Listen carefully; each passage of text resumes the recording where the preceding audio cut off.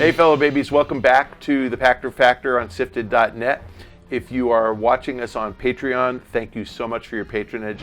If you're watching on YouTube for free, that's because I insist, since I don't get paid for this, that you guys have an option to watch for free. But there's a favor you can do for us. If you're watching on YouTube, look at the description on YouTube. There are instructions on how to go to twitch.tv and link your Twitch account to your Amazon Prime account. It takes about 60 seconds. And once you do that and you subscribe to the SIFTD channel, Twitch will pay SIFTD $2.50 a month for your patronage. It will cost you nothing. It's part of your or your family's Amazon Prime account.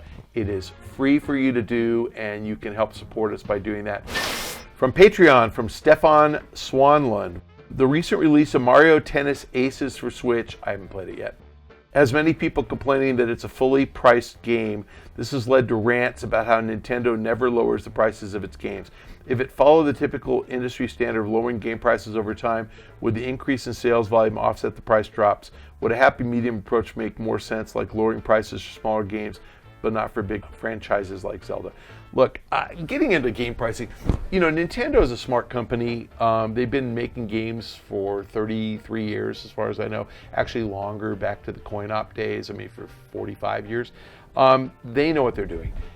They price where they think, the concept is called what the market will bear. They've determined that people are willing to pay a fair price. Nintendo has better data than we do. Nintendo's going to figure out what they can get. My guess is if Mario Tennis Aces costs less to make, then Nintendo's making so much money at $60 they don't care. To answer your question, sure, if they cut the price to $30, they'd sell more copies. But they might not sell twice as many copies. They might only sell 50% more copies. And so if they sell, let's say, 1 million at 60, and they would only sell 1.5 million at 30, that's less money. So they're doing the math. They're trying to figure out price elasticity and figure out what volume will be. And my guess is, they did spend less making the game because it's not a really deep game. And as long as they can sell their 1 million units at $60, they're perfectly happy doing so. And if you don't like it, don't buy it. So I don't know what to tell you. The happy medium, I think Nintendo is now talking about, 300 or 500 games or something available on Switch. Most of those are inexpensive games. I'd say at least 200 or 250 of them are $10 or $20 games. So there's so many inexpensive games on Switch that I don't think you should be worried about Mario Tennis Aces. Play Stardew Valley. It's a great game. Play Golf Story. So there's plenty of $10 games, and if you say I like Mario so much that I want that one, guess what? Mario costs $60. That's the breaks. Next question from Patreon from Evan Adams. Big game releases are few and far between this summer, despite a lot of stiff competition in the fall with Red Dead 2 and others. Why do you think so few publishers decide to schedule releases in the empty summer window? Which publisher or developer best took advantage of this hole in the calendar? Was it management, planning, or luck? I don't remember any games other than sports ever coming out in June, July, or August. So back in the day, we would get NCAA football and Madden football. I think NCAA football used to be July, Madden was August. Yeah, I think interestingly that the vacuum is June, July, August, because there's plenty of games in September. We've had Destiny in September. Plenty of games in May. You had Red Dead 1 in May. Watch Dogs, I think the first one was May. I think you're right. I think you will probably get games launching, kind of cheating into early June and cheating into August. My bias is that, the perception among the publishers is that the core gamer is a kid who's in school. And I think that, or a kid in school or a member of a family, and therefore I think they worry about school, summer break, and they worry about family vacation impacting game sales. The truth is, you're getting games cheating earlier and earlier into September. Why not go in August? So possibly you'll get, a game like a Titanfall in an August window or a June window. But I could see a game like that standing on its own. I could see a Watch Dogs stand on its own in a June, July, August. If you have a game that is kind of unique but can be crowded out by other titles, like a shooter game, why not June, July? I actually think a game like Elder Scrolls or Fallout would work in June or July. They have a big enough audience that people would probably come. So I think your question is really smart, and I think, in the next 10 years, I think you'll see kind of an equal number of games every month. If you look at the movie release schedule, the month that has the fewest movies is September. I wish I knew why, but it's Labor Day weekend, which is kind of the last week we have of vacation, followed by back to school, and movie studios just avoid the month of September. It's kind of a death month, so you tend not to get really big releases. I could be wrong about this, but I think It came out last September and just blew numbers away, like blew everybody away how great that movie did. And again, I didn't see it, I read the book. I don't know if the movie was great or not, but the studio started even talking about, that's an interesting release window. It used to be the only thing you would get in September was like a Texas Chainsaw Massacre 5. It would be like just some throwaway horror movie because they just didn't want to compete. But every other month of the year has big movie releases. So, I think if the movie guys can attract an audience, then obviously the game guys can too. And June, July, August are huge movie-going, months and huge movie release schedule months. More likely than not, it will be a mistake. It will be a game that was supposed to come out, like let's just pretend Anthem, that's supposed to come out in February, but for whatever reason they go, oh shoot, it's not ready. Or it'll be a game like Death Stranding will be, announced for for October, November, and will slip and maybe come out in June. Something like that will happen, and when it happens and it succeeds, publishers will go, oh, that's a good idea. So I think it's a really astute question, but I think more luck than anything else. Watch Dogs is the last one I remember that came out in May that was huge. But again, September turned into a window with Destiny, and it's become kind of a consistent window for them. And so I think that you're going to get more and more kind of inching earlier. Okay, our next question from SIFTD, from Skimpy. Hey, Pach. Hey, Skimpy. Currently, platform holders make a lot of money from microtransactions. If all of the platform holders support cross-platform play, and gamers can buy items on one system and have them show up on another, how will they protect this revenue stream? Will they all agree on parity pricing, or will one try and undercut the other platform holders? Okay, so that's one of the reasons Sony doesn't allow cross-platform play. But the truth is, if you buy something on one system, the odds are you're going to use it on that system. Like, why would you log into, let's say, Fortnite and buy a skin on your PlayStation and then expect to go switch over and play on your Xbox and use the same skin? You're buying you're spending money on a microtransaction on the console that you use to play the game. It doesn't really matter who you're playing against. Like, sure, you're on PlayStation and somebody's on Xbox, assuming that Sony gives in, and you're playing cross-platform. You bought your skin on PlayStation, they got the money. You're not going to log off PlayStation, go log on Xbox and say, I want to play now with the skin I bought. Guess what? My guess is Microsoft will say, too bad, no. If you want that same skin on the Xbox, buy it again. And trust me, if it's Fortnite will go, yep, we'll sell it to you twice. So I don't think so. But again, your question presupposes that there are players who want to log off one system and then log on another. Why would you do that? Now, I get it if you say, I want to play on PlayStation, then I want to pick up on my phone, or I want to go to work and play on my PC. And so possibly, Microsoft will let you buy it on Xbox and then use the character on your PC. If you bought it on PC, I could see Microsoft saying, well, when you log on to Xbox, no, you don't get to use that character. You don't have the skin. We want that transaction. So, the PC, there is nobody to say no on PC.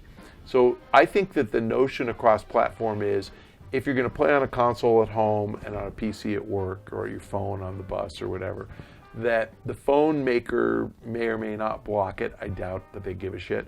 The PC doesn't care at all because the store is the publisher itself. It's Epic in the case of Fortnite. And the console manufacturer absolutely cares. So I think Microsoft could say, if you buy it on Xbox, we'll let it show up on PC. But if you buy it on PC, it won't show up on Xbox. What are you going to do? That just trains you, buy it on your Xbox. Who cares? And it'll be on PC. But again, I don't think anybody says, well, I have a PlayStation and an Xbox, and they're cross-platform play. Today I'm going to play a PlayStation, tomorrow I'm going to play on Xbox. Who does that?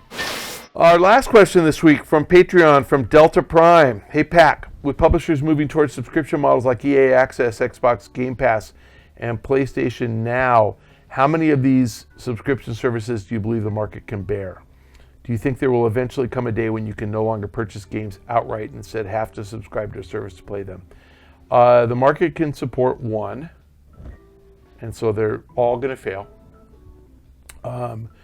Will there come a day when you can no longer purchase games outright and you have to subscribe? No. Look, I'm going to give you my enlightened view. Subscription services are lame, okay? Subscription services are stupid. The only way a subscription works is if there is a content aggregator who offers all content. Then a subscription makes sense. Now, all is an overstatement. So you can think about subscriptions like HBO, right? But HBO, until very recently, was part of a cable package. And a cable package is all content, all channels. If you don't get all channels, you're not subscribing. Now, I get it. You'll say, well, I have a $30 cable package, and I don't get as many channels as my dad who has a $200 package. Right, but you get all the basic commercial broadcast channels. So you get at least 30 or 40 or 50 for your $30. If there was a subscription to CBS All Access, and there is, nobody subscribes to that. It's not a big number, and that tends to be people who have cut the cord and want to watch commercial TV. But even subscription services like PlayStation Vue have like 50 or 60 channels. There's a lot of channels. So you're not going to subscribe just to EA. That is just dumb. Sorry, EA. Not going to work. It's dumb. EA knows that. So they're talking about how we got Warner Brothers games. Okay, fine. And, get as many of those guys as you can. Do you think there's a prayer Call of Duty shows up on EA's system? No way. Because it competes with Battlefield. No. EA's model is if you play FIFA and Call of Duty, then you subscribe to EA Access and you can start playing FIFA and Battlefield. Because for $100 a year, you're going to have to play 2 games or it's not worth it. So they're hoping they're going to convert a Call of Duty player to a Battlefield player. God bless them. If Battlefield doesn't come out every year, that's not going to work. Now, I think Battlefield's on its way to coming out every year, but not till then. So no, if you just get a little bit of content, it's hard. So go look at Hulu subscribers versus Netflix subscribers. Who's bigger? Netflix by a lot, because Netflix has everybody's content. Now, again, the fight back to Netflix is people are going to start pulling content. Disney is pulling content. And will you just watch Disney content? No. But Disney and Fox, and maybe Warner Brothers, and maybe Universal, all on Hulu? Maybe. So if you don't get a lot of content, it's hard to subscribe. So the answer is EA Access, not enough content. No, sorry, not going to work. Xbox Game Pass, maybe, because those guys are a little bit smarter about how to run the business. There's at least 100 games. They rotate games in and out. So you're going to get a game for a while, but not permanently. So they added Fallout 4. They added The Division. They just added these at E3. Are they in there for the rest of your life? Nope. They're going to disappear in about probably 6 to 10 months. And the idea behind having Fallout 4, get it on there. Everybody on Xbox Game Pass is going to go, oh, I got to play Fallout 4. And what happens in November? Oh, Fallout 76 launches. It won't be on Xbox Game Pass. They'll sell it to you for $60. Microsoft just wants to get you to play Fallout, so you buy the damn Fallout 76. Division 2 is coming out in February or March. So get Division 1 on your free Xbox Game Pass, your $10 monthly Xbox Game Pass. And then you'll buy Division 2. That's smart. So I think that Microsoft is using this to get you to buy more Xbox games, to get you on Xbox in the first place, to get you to spend more on microtransactions. That one might work. PlayStation Now is really a streaming service, and I think that the problem with it today is it requires a PlayStation. You got to have one in the house. You can play it on a TV that isn't your PlayStation TV, but you got to have a PlayStation. That service needs to be decoupled to ever have a chance of working, and just work on a smart TV. Why not? Stuff's coming over the internet. Sony has enough content to pull that off. But let's go back to Netflix. The way a subscription is going to work is create a window between when the content first comes out and when it's available for subscription. So notwithstanding Netflix originals, ignore those for a second because that requires a lot of investment. TV shows aren't on in the current season. They're on after the current season is over. There's a window. Movies aren't on, except for Disney movies, for like 7 or 8 years because they're all committed to HBO and Starz and Epix. So they don't get movies for several years. So they get recent but not brand new TV, and they get old movies, but they have 15,000 of them, and that's enough to cause you to spend $10 a month. And the content owners go, well, this is stuff we're really not making that much money on anyway because we've already shown it, so we're willing to take, whatever Netflix is willing to spend. Netflix is spending nominally $8 billion on content, in real dollars, $11 billion per year. Where's that $11 billion going to? The content owners. So the content owners are happy to take Netflix's $11 billion and give them windowed content. That's what's going to happen in games. When somebody comes up with a service and says, we will pay all the content owners $11 billion a year, you bet they're going to get content. But that's not what's going on right now. I would say EA is going to be challenged to get more than 1 or 2 million subscribers to their new streaming service, their subscription service. And that's just not going to throw off enough money. It's a couple $100 million a year, and they're not going to spend it all on content. They're going to spend half or 2/3 on content. So for $100 million a year, no one's going to sell them anything. So nope, I don't think it works. Will you ever get to a model where you have to subscribe? No chance. Look at the movie model. You can rent a movie by going to the movie theater. For $10, you can see a new film. That's the model. Everybody who sees our movie pays $10.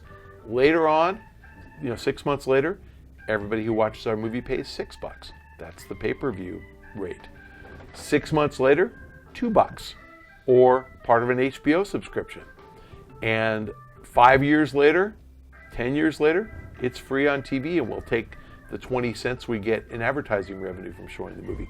So the model is spread out the time over which you monetize, charge less and less and less for people who watch it later.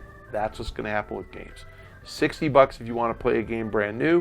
If you want to play a 2-year-old version of FIFA, great. It's part of the subscription service. That's what I think happens. And the guys who are offering these services are offering their own games brand new as part of the service. So yes, EA has 4 sports games, and they have games like The Sims and Battlefield and Need for Speed and Mass Effect and whatever, Dragon Age and Anthem, Battlefield. Those games will all be available. But how many do they come out with a year? 4 sports games and like 3 or 4 other games. You're going to have 8 brand new games to play. But again, how many people play FIFA and Madden and NHL and NBA? Not that many. How many people play Battlefield and one of the sports games? Some, not that many. So I think they don't have a deep enough bench of content to pull this off. Microsoft definitely doesn't have a deep enough bench of content. So nope, don't see this happening anytime soon. So again, if you're on Patreon, thanks for your patronage. If you're watching on YouTube, please get somebody who's tech savvy to help you through this. Read the description on YouTube, and it'll tell you how to go to Twitch TV, to link your Twitch TV account to your Amazon Prime account, and you'll be a Twitch Prime member. Then subscribe to the SIFTD channel. All of that costs you about 60 seconds of time. If you do that, Shane gets $250 a month in perpetuity. So please do that, because it'll keep us on the air. Otherwise, Shane's going to have to go get a real job, and I just hate to think of that Shane would work half as many hours a week and make twice as much money.